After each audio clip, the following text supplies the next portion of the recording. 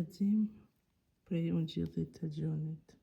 Atëherë judejt filluan të ngrinden me shoqin dhe thoshin: si mundet ky të na jap korpin e vet për ushqim?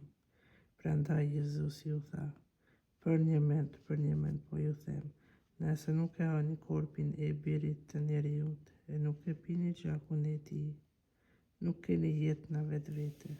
Kush ushqehet me korpin tim dhe pi gjakun tim ka jetën e pasosur.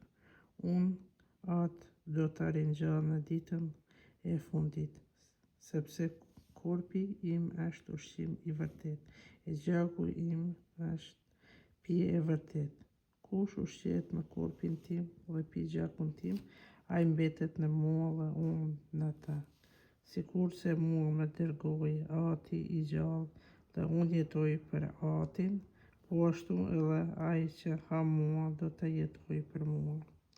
Kjo është buka që zbret prej qiellit, jo por si ajo që hangret etrit e vdiqën.